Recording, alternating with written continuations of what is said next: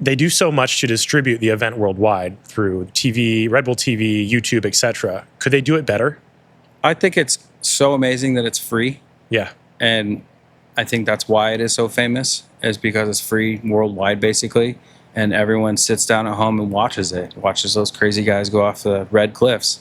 On the athlete side, they could do some things here and there for sure. I feel like as you get down, even still to this day, you may win 100K, but if you're in 5th place, which is arguably could be a winning run as well. Yeah, fractions. You're at like 15 grand. You're like, ooh, ouch. So that drop off hopefully, gets less and less over time. There's a couple things that I never understood. As athletes, we're allowed to do our own YouTubes and so on.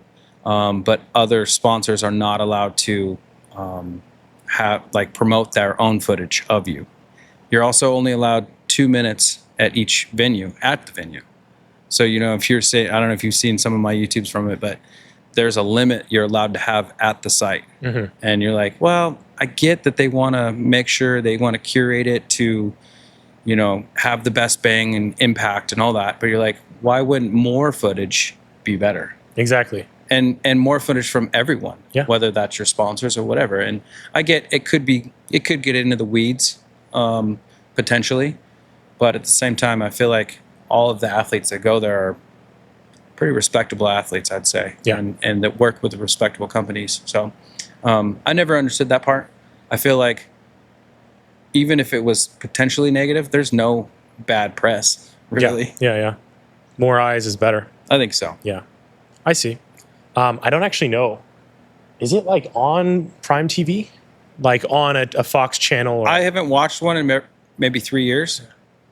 That was going to be one of my questions, is like, could it get onto live TV and like then everyone can see all the time? Honestly, I don't know. I just feel like I struggled to find it last year. So sometimes it is hard, especially because you're in the middle of the desert, right? And we know it's going to be windy by 10 o'clock. Yeah. So having second runs after 10 o'clock doesn't make any sense. It's so hard. The wind factor is really tricky. And we can't ride in the wind. So, I think one of the hardest things that is a live event, and you're in the elements. Yeah. Right? And anything can go wrong. A rider can go down. There can be wind. And that's basically our biggest one is wind. Yeah. It's almost like it's a live event that shouldn't be live. It could be run at the perfect time, repackaged into this beautiful 30-minute or hour-long broadcast, and then it can go on live TV or it can go on YouTube. Yeah. And because I remember, especially this year, you couldn't control it. It was a long wait for the wind. And imagine as a being spectator, rider sitting at the top. Oh, it's got to be so bad. But even as a spectator on your sofa, it's hard. Yeah, you can just tune out. You're over it. You wait an hour, whatever it is. So I put this idea together, I don't know, quite a few years ago, and in those first 4 years, they actually would do the first runs. Not that it was televised or anything. They would do the first runs. Everyone would come down. Then everyone would go to lunch, and they would get the score. They would put the scores out, and then everyone would go up for second runs. So I had this idea of not only does that help for riders that are dropping first and not getting underjudged because there isn't an actual level, a score put in place at first. They say they have a couple scores. They're like, oh, we kind of predetermine your score roughly, and you're like, yeah, because they sort of judge the score based on other runs too, because they can't overscore. Exactly. Yeah, and realistically, you are comparing so many different things together, right? You're comparing those, a giant big mountain line to a tech line, which are completely different. So you're like, realistically, you need to watch those 2 runs back to back before you can actually get to understand which one's better or why you would score which one better. And so, with that being said, if you didn't put scores out or finalize scores till after everyone's done with their first run, you could pre-tape that one. And if there's time to do a second run that day, weather-wise, then do it. Or you go to the next morning and that one's live. Yeah. And you can almost guarantee better conditions. So then you could guarantee better judging, and you could guarantee a second run. Because you spend all that time and that money, and you could slip a pedal first run and be like, dang it. Yeah. Got me. And you're jittery, and second runs are always better. If you get a chance to do a second run, it's always better. Sometimes there's been times where I've had, done straight aired 2 features on my line, did massive tricks on them the second run on 3 features and got, I think it was like 0.23 of a point.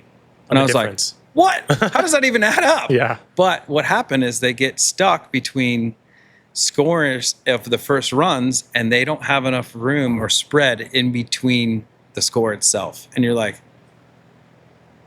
Yeah. So unfortunately, I would love for that style to happen.